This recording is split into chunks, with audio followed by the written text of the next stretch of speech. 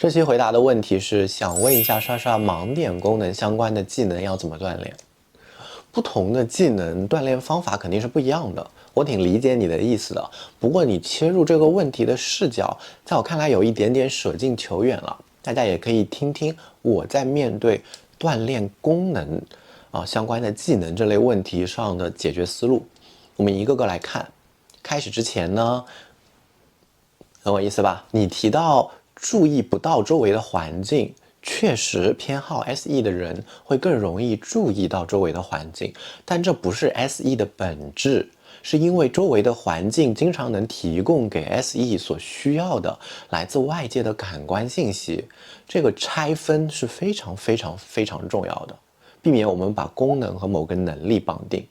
这里我夸夸这个小伙伴特地强调了功能相关的技能，说明已经很有意识，很懂得认知功能和能力是无关的了，很棒。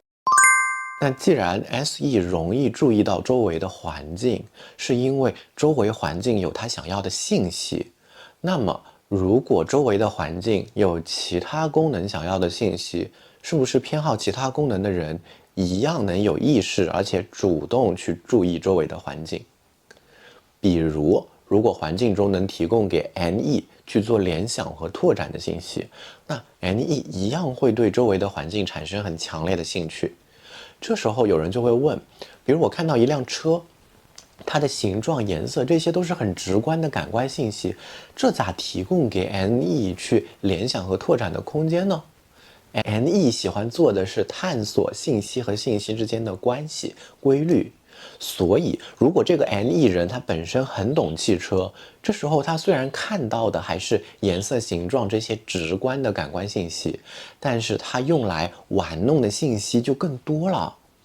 哎，这个牌子的汽车一般都是这个款式，但我眼前的这个款式有所不同，这中间有什么关系吗？这绝对是 NE 更舒适的领域。所以，如果你作为 NE 人，感觉信息接收率很差，记不住东西，MBTI 这个模型帮助你可以启发的是，也许我没有给自己搭好可以玩弄这些信息的平台。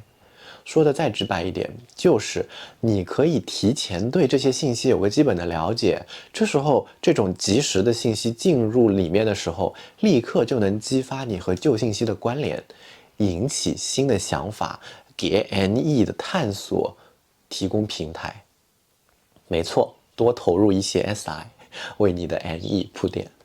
这不只是盲点功能相关技能锻炼的方法，更是所有技能通用的锻炼方法。这里你会发现，不存在某个技能因为你的人格而弱势，弱势的原因几乎都是因为你没有找准契合你人格的切入点。比如你说 TI 盲区的小伙伴写论文观点很主观，直接要求他去客观，可能他动力不够。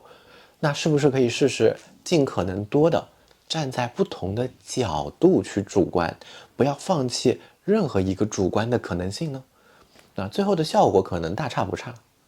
至于你提到的其他具体技能，我就不一一举例了。MBTI 能提供的捷径就是取长补短，找到激发兴趣、激发自己偏好的方式。希望这个视频呢，也能打破一些以 MBTI 为借口，拒绝去做某些必要的事，甚至以此为荣的潮流。就特别欣赏这样提问的小伙伴。哎，我知道这是我的盲区功能。哎呀，我感觉好像是不是因为这个不擅长？但是我不因此止步不前，我想去询问我该怎么办。这种心态真的很好。最后呢，我站在这个精准定义的角度稍微纠正一些，定义SE 呢是一个即时的感知功能，当你要去记忆什么的时候，去整理流档的时候，和 SE 的关系是比较小的。很多 SE 人本身都容易出现看过就忘了的情况，因为 SE 在当下去关注所有环境中的直接的信息，而不会说是停留在某个特定的信息上。SI 更容易停在某一个信息上面。